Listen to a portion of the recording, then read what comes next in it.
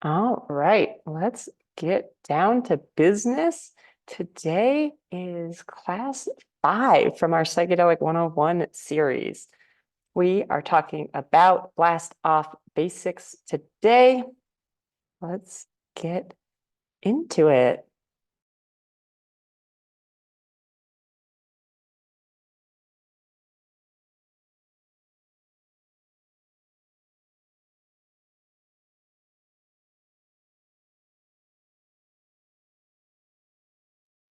All right, so today we're going to talk about things to know before you go on a psychedelic journey. We'll be talking about what to know to help manage your psychedelic experience during and after. All right. Quick disclaimer before we get started. Altered states integration is not therapy and it's not intended to be used as a substitute for any type of counseling or medical care. We are not licensed therapists, at least in this space. We do not claim to diagnose, treat, or cure any diseases. We are simply peer coaches providing a safe space to process the contents of psychedelic experiences and learn educational content about these substances.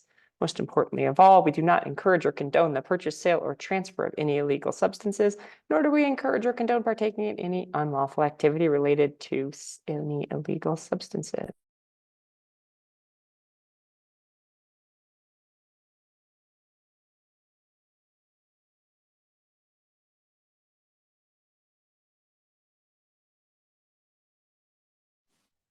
All right. So we want to go ahead and invite you into one of our rituals here at Altered States Integration, where we just take a moment just to become more mindful of where we are and what we're doing so that, everybody can absorb a little more information and maybe just take a little break for the day. So I want to invite you maybe to rest your eyes on something gently in front of you. Or maybe you decide to close your eyes and turn off your camera. And as you turn your attention inward, just starting to scan your body, noticing the way your weight rests against the chair, the floor, or the couch. Noticing if you're leaning against something. Noticing the weight of your clothes, the temperature of the air, and any wind or breeze that may be in your area. Then gathering your attention and coming to your breath. At first, just noticing, not trying to shape it or change it or judge it. Just noticing as your inhale, as the breath comes into the nose, down the throat, and into the lungs. Maybe you notice how your belly moves as you breathe, or your chest as it rises and falls.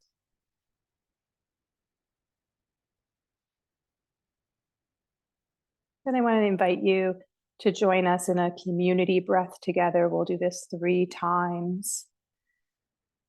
On my mark, we'll do an inhale and then we'll exhale out through our mouth.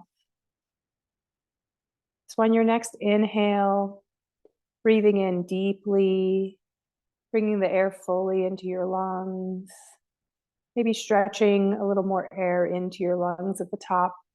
Then exhale, sighing it out, bringing out all the air with your belly. And inhaling, noticing the air rushing into your body, drawing in a little more air at the top, and then releasing, pushing out all the air. And then a last breath together, inhaling, maybe your biggest breath of the day, sipping in a little more air at the top, maybe holding for just a moment to set an intention before exhaling, pushing out all the air, letting go of the practice, observing your body once more, just noticing, letting go as things may come up that are judgments. Then begin moving your body if that feels good, your shoulders, your fingers, your toes, to become more present and aware of your body. And then when you're ready, opening your eyes, looking around your space before coming back to the Zoom room. Welcome back, everyone.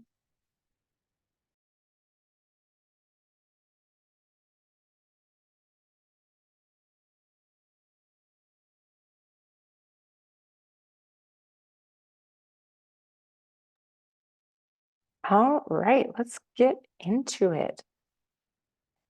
So a good place to start, I think, is talking about a psychedelic action plan. If you look over on the right, you can see an option that we put together just that has some of the important information. But when it comes down to it, a psychedelic action plan is an incredibly personal thing. So each and every one of us is going to have a slightly different psychedelic action plan.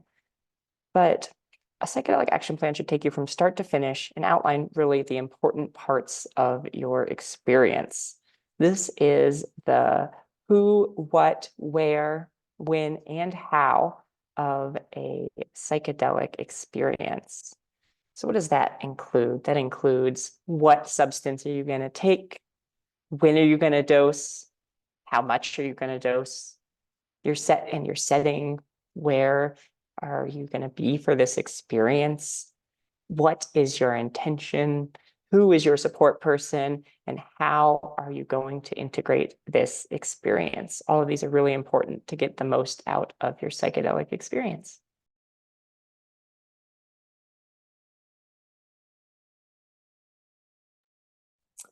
So let's start with the pre-planning phase of the psychedelic experience. There's a lot of planning involved in creating an optimal psychedelic experience for growth and healing.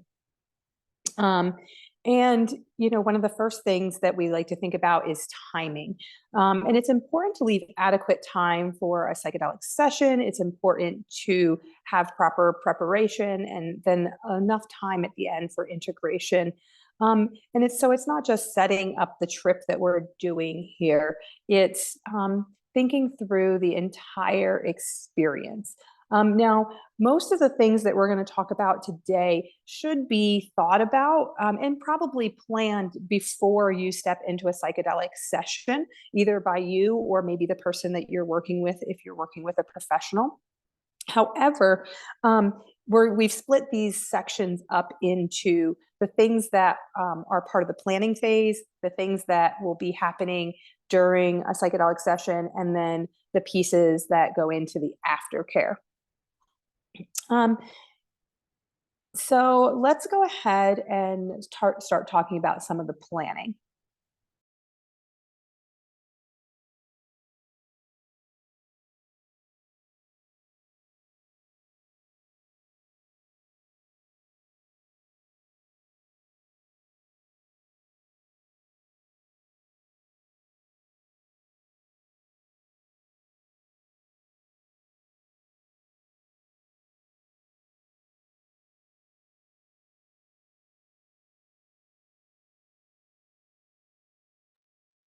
So set and setting is probably the first thing that you want to consider when planning a psychedelic experience.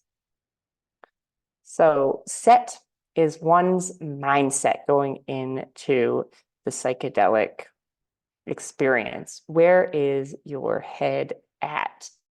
Now, there's lots of different places that we can be at when we're starting to embark on a psychedelic experience, but I think it's important to make sure that you're in a relatively grounded state, that you are not in crisis. If your boyfriend just broke up with you this morning, today might not be the best day to continue on with your experience. So that's kind of like the internal part of preparing your mindset. And then we have the external part, the setting. So this is one's physical and social environment going into a psychedelic experience. So where are you located, but also who are you around has a huge impact on the experience. Now, both of these are things that you have some control over and should be considered when you are starting the preparation and planning phase. Keep both of these in mind because they have a huge effect on the outcome of a psychedelic experience.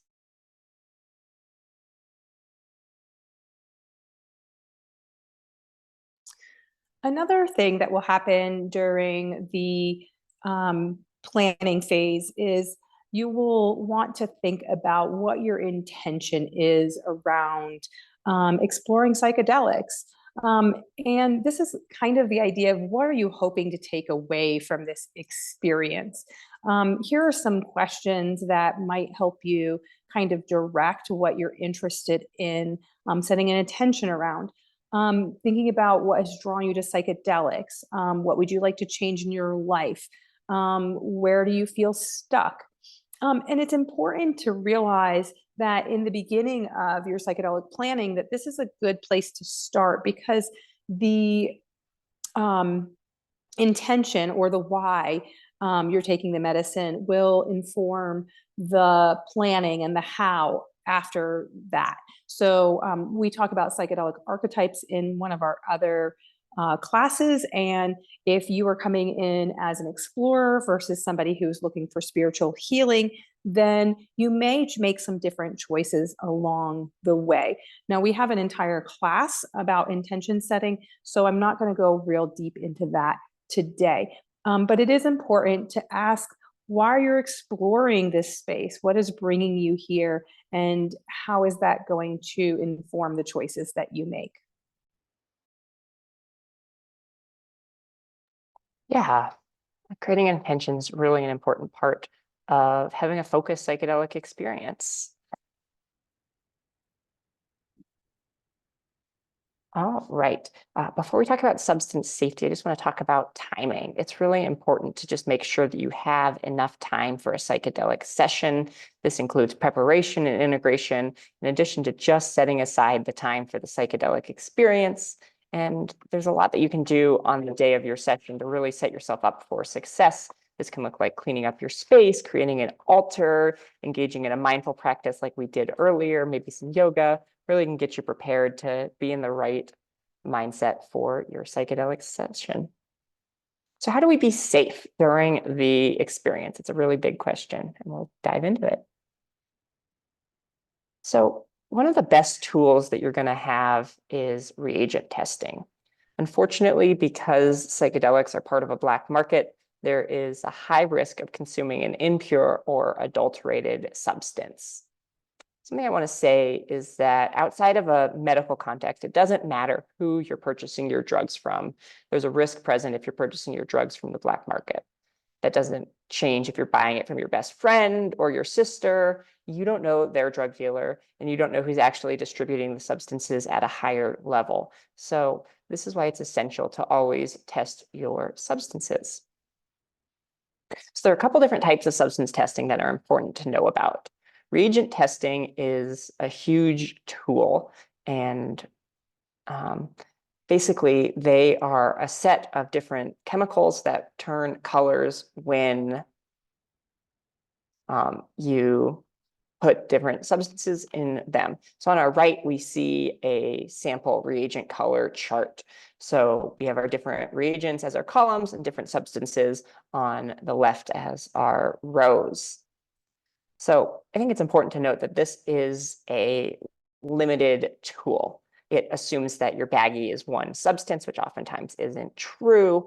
It also cannot detect every substance. So if there's a new or novel substance in your drug, it might not necessarily be able to detect that.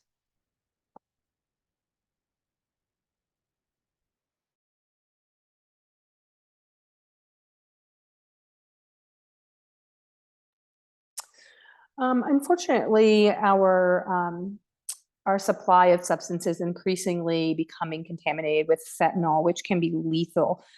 Here on this slide, just to show you the importance of testing your substances for fentanyl, you can see the vials, and you can see how little fentanyl compares to the heroin for a possible toxic dose. And then we have carfentanil, which is even more concentrated. There's only 1 granule in there. Now, you're not going to find it in chocolate chip cookies, hopefully, but we have this chocolate chip cookie up here to just explain a little bit about what can happen is that, you know, since it's such a small portion of the substance could be contaminated with the fentanyl, is that there's actually really important to learn how to fentanyl test correctly, because it could be like a chocolate chip cookie. If you just scrape off a little bit of the cookie, you might not get a chocolate chip. And so there are some techniques to test your substances to make sure that they are fentanyl free. And we do have a picture of what a fentanyl test strip looks like. They're pretty easy for the home user to obtain, carry, and use. They're based on like the way that a pregnancy test works with the color change and dipping it in the solution.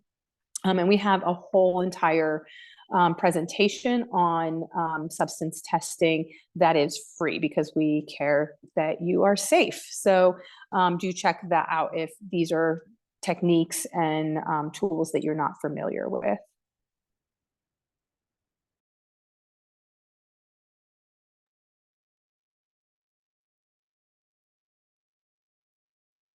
All right. Last thing I think I want to say on testing before we talk about measurement is just that any type of at-home testing might be faulty. So laboratory testing is the only true way to test your substances, and this might be expensive, but all the other methods have some downsides. So knowing your dose, this is a really important part of being safe when it comes to using psychedelic substances. Some psychedelic substances are incredibly potent, and the difference between having a good time and a really tough night is just a few granules of sand. So in addition to that, it's also really important to know what level of experience you're going for, right? If you're trying to have just a light, mellow night and you accidentally take a heroic dose, that might not be what you're hoping for. That might be traumatic even. So it's really hard to talk about dosing of substances. So we really recommend checking out Arrowhead or Psychonaut Wiki to see what other experiences happen on specific doses. Everyone kind of has a different frequency, but there are some general guidelines that you can check out. And we get into this pretty deep in our Your Brain on Drugs class. I'm not going to talk about it here, other than to say that you should use a scale for your substances. Almost any substance except for LSD, you should know how much you are taking. So mushrooms, MDMA, 2CB, all of these are really important that you measure them just so you can have an idea. Last time I took 1 gram, this time I'm going to take 2 grams of mushrooms. That can be really great. It can be really hard to eyeball this even between different mushrooms in a baggie. They might be very different weights, even if they're similar sizes. So big advocate for using a drug scale. Your kitchen scale is not enough. You should use a scale that has 2 or 3 decimal points, depending on the substance. For like MDMA and psilocybin, you'll be fine with a 2 decimal point, but for more potent substances, you should be using a milligram scale, which will have 3 zeros. And then I want to talk about Miralax. They have this substance test called a Q test. So it's a reagent test, but instead of turning a certain color based on certain substances, it turns a certain color based on potency. So this is a pretty new test. I only became aware of it last year, but it's pretty cool. So you can tell within a range how potent your psilocybin is, how potent your MDMA is, which really helps with the black market when we're not getting pure substances to compare between different batches.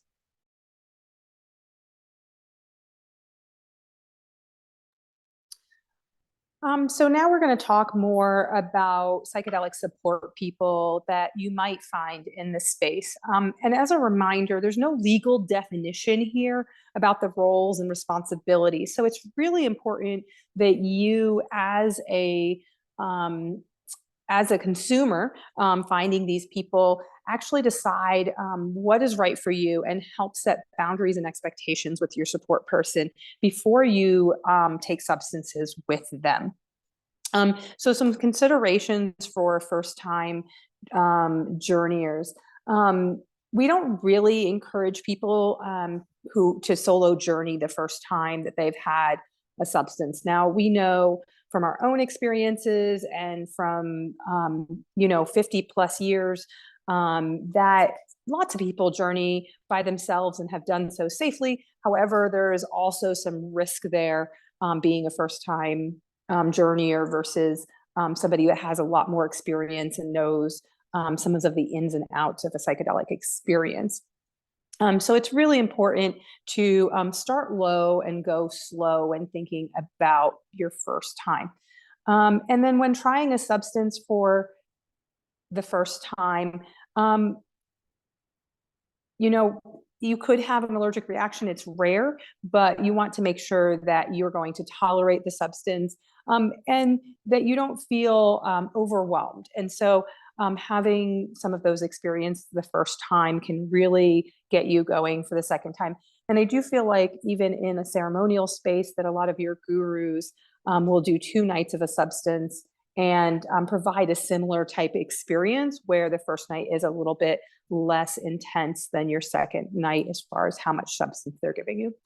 So no matter what kind of support person you choose, it's essential that you have conversations with them about your goals, your expectations, your boundaries. Different roles will have varying levels of responsibility for planning your experience, but your preference and what makes you feel safe are paramount to having a positive experience. So here are a couple questions to consider. So some things you might want to discuss with your sitter are touch boundaries, music that's going to be played during the session. Will you be able to go outside? What kind of influence are they going to try and have on your experience? Are they just going to ask questions? Are they just going to record things? Are they going to sit back and listen? And we'll talk more about each of what these different roles are per our definition of these things, but make sure you have these conversations with people.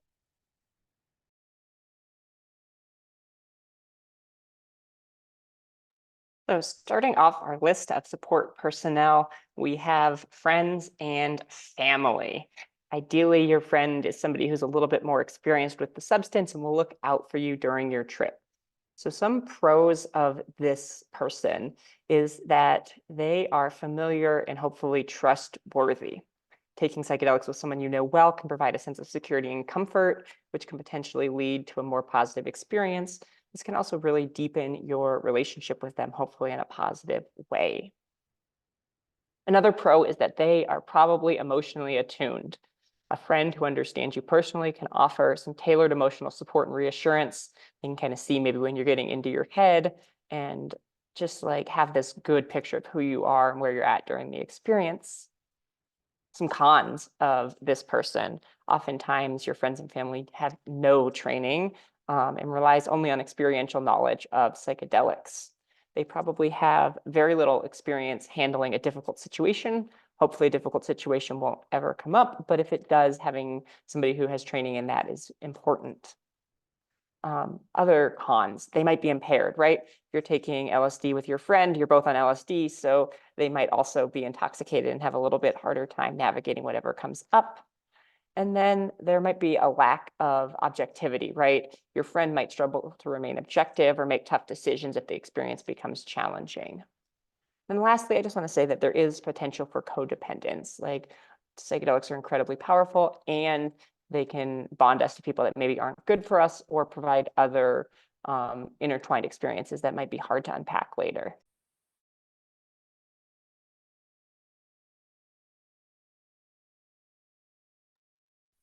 So what about a trip sitter? A lot of people are now marketing themselves as a psychedelic sitter or trip sitter. Sometimes this is also known as a sober sitter, a spotter, a trip advisor, a co-pilot. These are just some of the terms that people use for someone who usually or theoretically, is remaining sober to ensure the safety of the drug user while they're under the influence of the substance. Sometimes they have peer support training or other skills that help them create a safe space during the effects of a psychedelic experience. But sometimes they may not have much more experience than just holding space for themselves or their friends.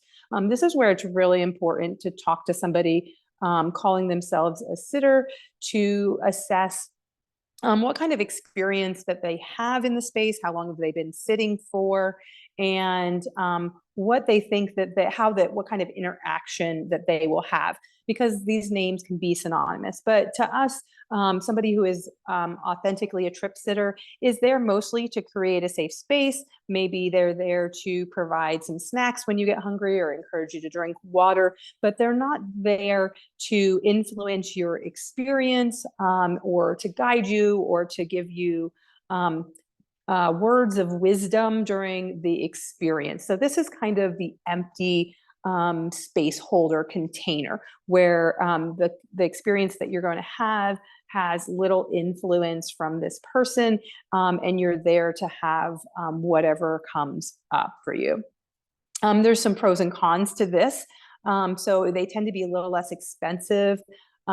People tend to be a little more flexible in the experience that they provide for you. So you might have more control pre-experience. And so it might be a little more accessible. Definitely, this is a place where these trip sitters are oftentimes not providing a substance either. And so it makes it a little bit more accessible. So you would go out and find your own substance, and then you would arrange a time for this person to come to your house, your Airbnb, or a hotel room, depending, for you to have this experience.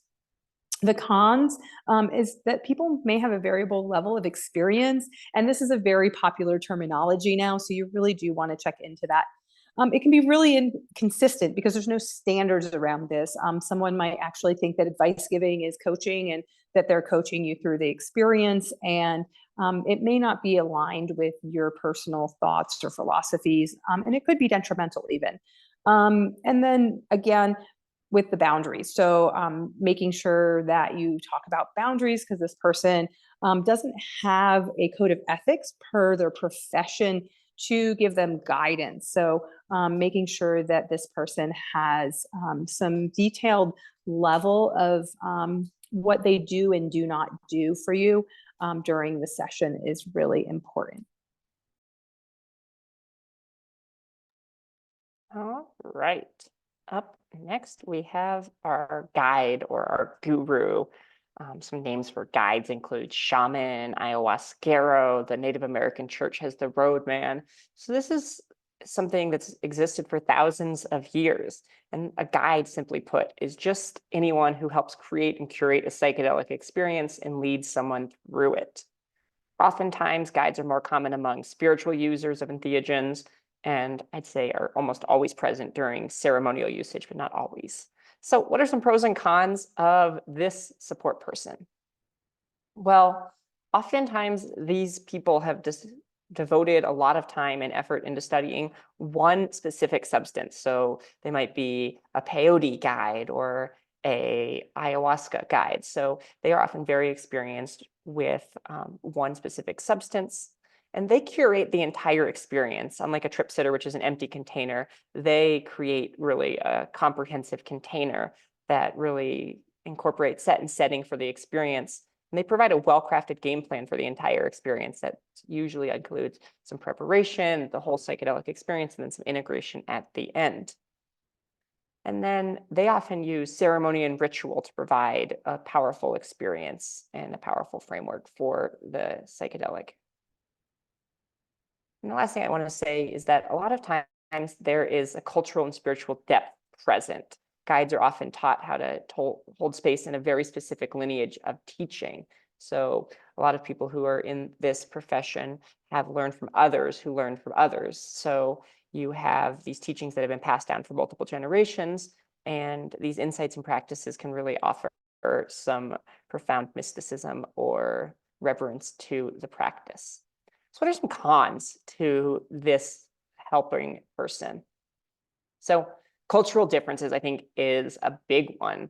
Your guide might come from a very different culture, and this can be challenging or disruptive to your psychedelic experience. Some things like consent before touching might not be present in the guide's culture, and that can definitely cause harm. Accessibility, I think, is a big one. Oftentimes, experienced guides can be expensive, and that can really limit the amount of access people have to this. They also might not be local to your region, right? A lot of people who practice ayahuasca in the classic traditions are doing it in the jungle. So not everyone can go to Peru to try ayahuasca. So that can also be a downside. And I think it's important to note that oftentimes they don't provide extensive integration services, right? Classically, there's like a sharing circle at the end of an ayahuasca ceremony, and then you're kind of like left on your own devices to go home. So long-term integration support might be lacking with this support person.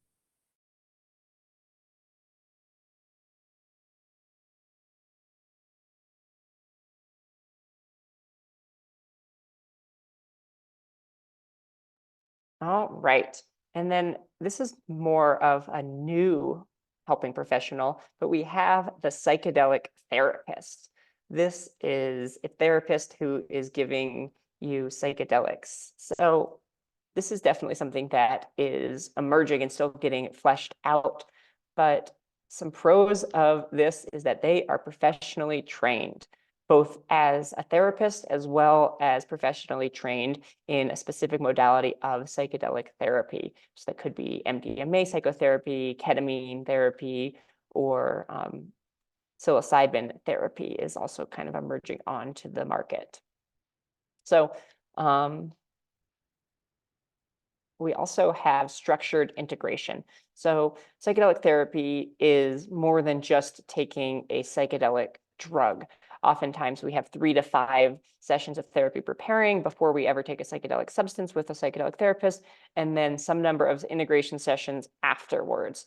So really having an integration plan set up ahead of time is really helpful to make sure that you know that you'll have time. And oftentimes these are spread out. So you'll have one maybe the day after, then a week later, and then maybe 2 weeks later. So there really can be a prolonged effort to integrate and really incorporate lessons into habits. So what are some downsides of a psychedelic therapist? Well, I think the biggest one is that therapists are expensive. Oftentimes therapists cost over $100 per hour, and psychedelic experiences can last over 6 hours, right? So suddenly, just for the psychedelic session, you might be looking at a pretty large bill, and that doesn't even include the support before and after that are also being billed at therapy rates.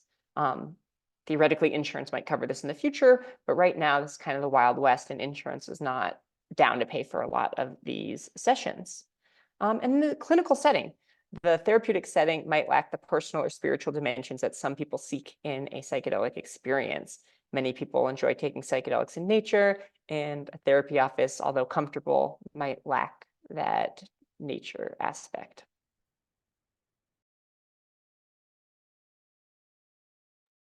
And then lastly, I want to add maybe a sub-archetype here of the underground practitioner. So this might be somebody who's a trained therapist that is doing underground psychedelic therapy, or it might be somebody who's not a therapist at all, but is just informed by therapy and is working in the underground.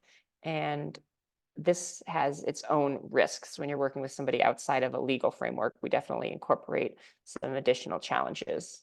And there might be some additional benefits. It might be cheaper when we're not having to pay for therapy in a therapy context.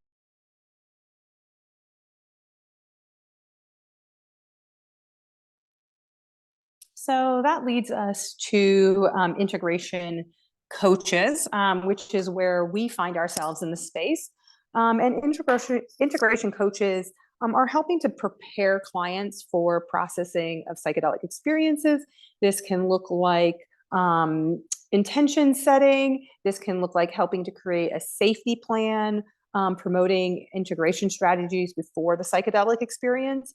And then afterwards, the psychedelic experience, after the psychedelic experience, they assist the clients in processing and making their psychedelic insights part of their life.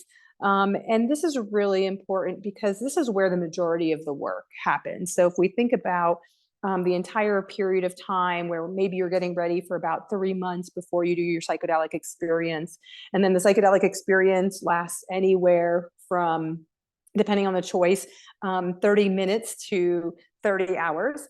And then it would be, 3 months to 6 months to your lifetime with integration. So it is really important to think about integration coaching as part of your plan, especially if you're not doing something like psychedelic therapy, where that integration is a part of it. Now, some people call themselves integration coaches, and they are actually sitting for you. That is a service that can go together. And then sometimes people are only doing sitting or only doing coaching.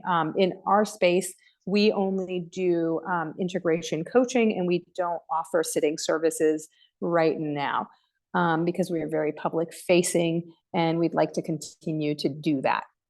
So some pros and cons. The pros are really, it's nice to have somebody go through. A really good coach isn't going to tell you what to do or give you advice. They're going to help you explore with curiosity the things that you're trying to achieve, and then you can make these autonomous decisions. Just as a side note, that if somebody is literally telling you how much substance to take and how to take it and when to take it and advising you, that's not integration coaching. It's not coaching at all. It is consulting. And you want to be careful if that's what you're doing, because you're kind of giving somebody else your power. Another pro is that it helps you make meaning of what happened. Coaches are really specialized in helping making sense of things and helping you find the inner wisdom that has been following you from your psychedelic experience. They can be very versatile. So integration coaches are trying to meet you where you're at, and then you can process forward. So if you're at the very beginning, they can help you talk through what your intention might be, all the way up to the time that you take psychedelics. And if you've already taken psychedelics, then they can help you process those pieces and even maybe plan and prepare for the next phase of psychedelic use. And then some of the cons, again, there's not a lot of regulation in integration coaching. We want to really encourage people to look for coaches that are ICF certified or qualified, so that you know that there's some sort of standard of quality in their coaching and what they are providing. There can be a lot of unethical behavior in this space. People who, have done psychedelics once want to be a psychedelic coach. So really asking, again, those questions about people's experience and maybe their approach to coaching. Another downside might be for some people that psychedelic integration coaches don't provide substances, unlike psychedelic therapists and guides. This is not their lane of expertise, and they're not going to help you find those substances. So you'll have to prepare and find those on your own. All right, so I think that's pretty comprehensive on the different types of support personnel that you might find. And really, again, just leaning into your why are you looking for psychedelics might help you figure out who can help you. All right, so exploring the mystery. There is so much here in the psychedelic landscape that we're still figuring out. We talked a lot about this in Your Brain on Drugs, but we don't know where consciousness comes from. We don't know why psychedelics make us trip. We have good ideas, but we don't know it all. So leaving some room for the magic, I think, is an important part of this whole process of trying psychedelics. So a couple things about exploring the mystery. I think it's really important to just remember to make enough time for different sessions, right? Some psychedelics last a few hours, some sessions last a few days. So be sure to research how long your specific substance lasts. And as always, add some extra time at the end in case the experience lasts longer than expected. Try not to have to run into work 8 hours after you take your magic mushrooms, because that might not be very pleasant. And it doesn't provide you any time for integration. Make sure you provide yourself some time for integration before you have to rush home from your retreat or rush to work the next day. the more time you can leave yourself, the better. And we all are pretty busy, so it might not be realistic to leave a week before we have to get back to real life. But the more time we can provide for integration, the more likely it is that the insights will stick.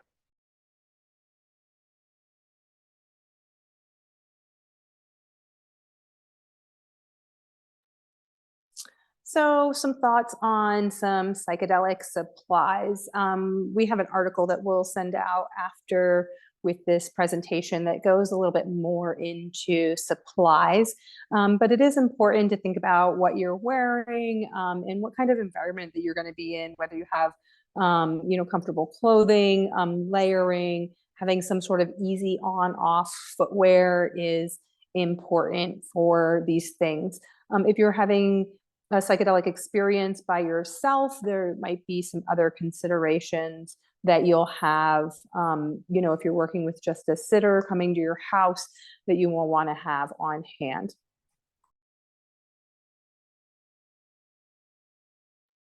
Other supplies that might be helpful, first aid kit, I think, is really helpful. Some things that I think are essential for your psychedelic first aid kit: Band-Aids, moleskin for blisters, antihistamines for allergies and stings, and then electrolyte powders, I think, are huge to help rehydrate, as well as dealing with any vomiting, diarrhea, or profound sweating that might happen during a psychedelic experience.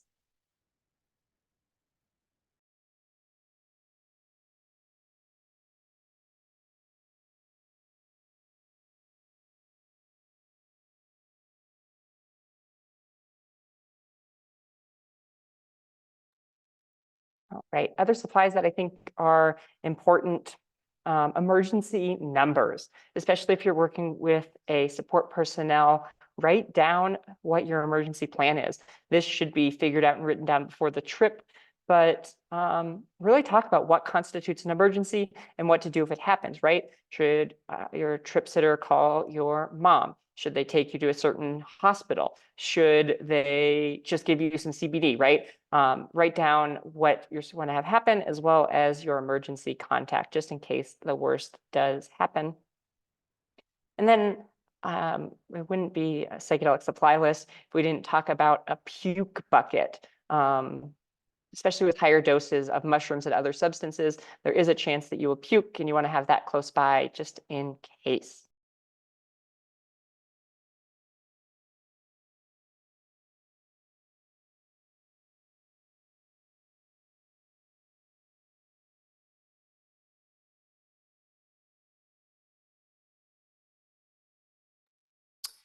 So what you do after your psychedelic experience can be even more important than what you do before your experience. If no attention is paid to taking a profound message back to the real life, then your experience is going to fade like a dream. So integration and aftercare are very important phase. And we really encourage you to come up with this plan before, because the afterglow can be really strong. You can feel really positive and think that the world is your oyster. And if you haven't felt that way ever or in a long time, then it can trick you into not taking the attention that you need to for integration and aftercare. So just a few thoughts. We talk about this in the integration and aftercare returning to reality class in the Psychedelics 101. But some things to really keep on the top of your mind for aftercare is taking care of your physical body. That means having plenty of time for rest. It means nourishing and repairing the body. That's through foods, through exercise, through stretching. Maybe it means extra lotion so that you can have your skin be soft and supple. We actually detox through our skin. So it's really important to really look into self-care in a very physical way, and all the ways that you can self-soothe and look into your body, your physical body here. And then we want to make sure that we leave time for neuroplasticity. The time after we are on a psychedelic substance is when our brain is the most neuroplastic, meaning the most malleable, the most open to change. And if we don't take advantage of that, we could actually be reinforcing the negative neurological pathways that we are trying to change. So making sure that the first couple of days are relaxing, that you're focusing on the new lifestyle that you're trying to live versus running to a flight to get back across the country or the world and listening to the news and all of the things that may be a negative influence in your life. And so part of that is seeking time for rest, and then seeking solitude and company.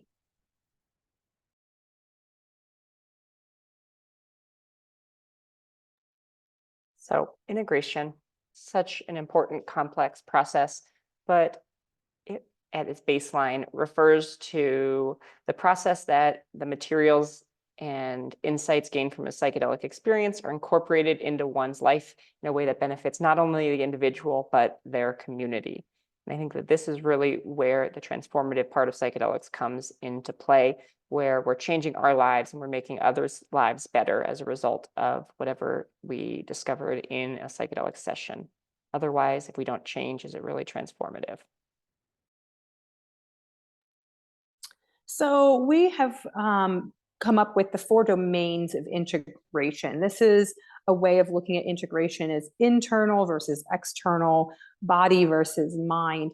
And really, when you look at this model of integration, really leaning into places where there might be a weakness. So if you tend to be very external, taking more time to be internal. If you're more internal, maybe it means being a little more social in ways that you haven't been in the past. So we have internal contemplation that would be like meditation and journaling. Internal somatic work, which is work we're doing with our body, can look like doing yoga. Things like external contemplation might be going to an integration circle. And we have a ton of those on sliding scale if you're interested in coming or don't have access in your area. But there's something really magical about being external with the things that we're thinking about because we receive feedback. And so this is a way of kind of reinforcing the experiences we've had. And then we can have external body experiences or somatic experiences. And that might be singing with other people. It might be going to dance classes. So there's a lot of different ways that we can integrate. And I encourage you to really explore each of these domains so that you can be a little bit more well-rounded. A lot of times, if we're processing mental health problems, we can see that there might be an area that is underdeveloped or that we have some avoidance around. So this is a great way to explore those different pieces.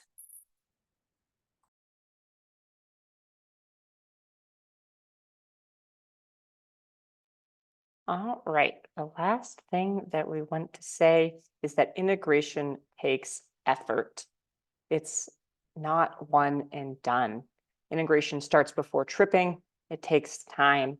It's nonlinear. Sometimes integration feels like we're making leaps and bounds, and other times it's really a struggle to start building habits. And integration is really personal. How I integrate is going to be very different from how you integrate. So looking at like the other slide that we were just talking about, finding your domain and maybe challenging yourself to lean into your growth edge might be exactly what you need for integration. And then to leave us, I just want to share a quote from Elizabeth J.O. from her book. She writes at the end of her book, "Integration is a daily thing for all of us. We live in experience only to turn around and contemplate what it all means. Sharing our pain and happiness and feeling connectedness is the quintessential experience of being human."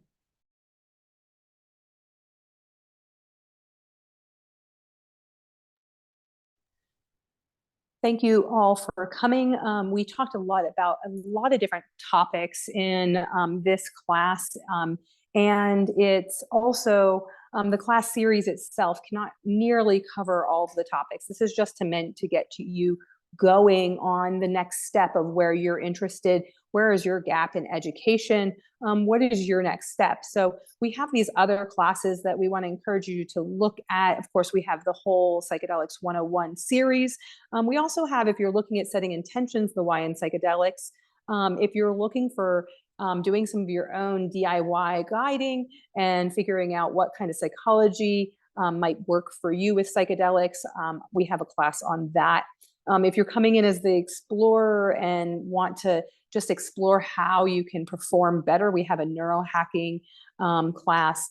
And then we also have a What's in Your Baggie, which is all of our harm reduction, risk reduction courses are 100% free. So we appreciate the support that everyone has given us today for this class, because it allows us to put this information out there where it can make the most difference.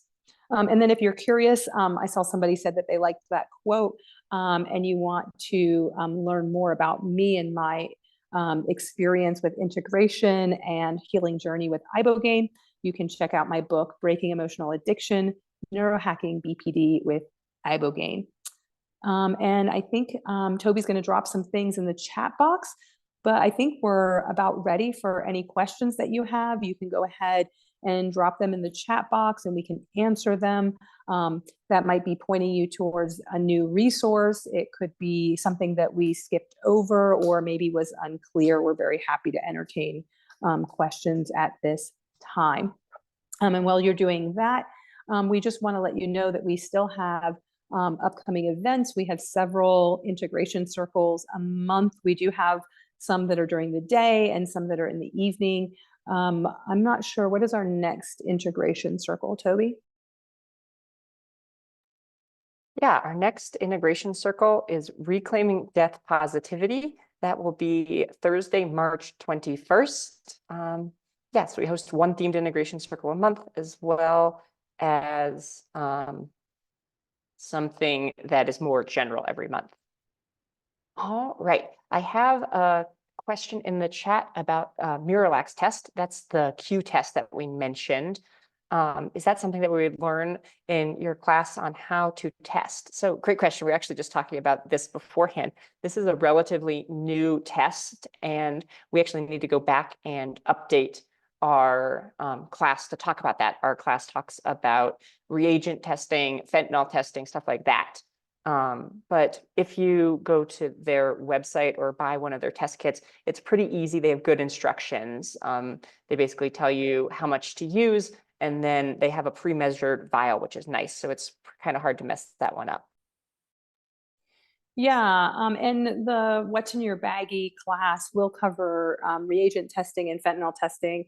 And if you're using something like some of the white powders that they have for testing, you would still want to use that quantitative test, because that's going to tell you how much of the active substance that you're looking for, but it's not going to talk to you about adulterations, and it's not going to be testing for fentanyl specifically. So you probably still want to go back and learn about the other types of testing as well.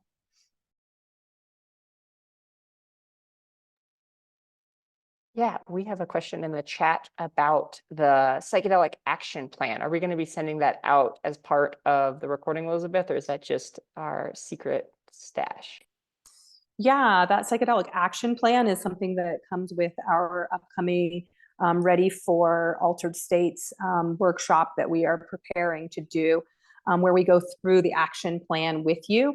But we're happy to have you watch the recording of this and write down the list that we had and fill it in for yourself. But if you want to learn more about going through and have help filling it in, then either signing up for coaching or looking out for that offering that should be coming up later this spring.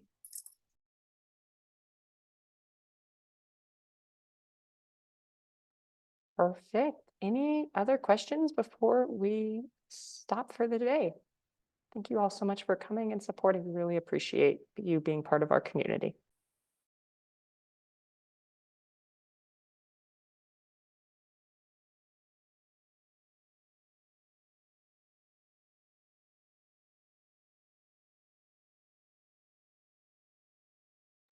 All right, till next time, everyone. This was a special presentation from Altered States Integration.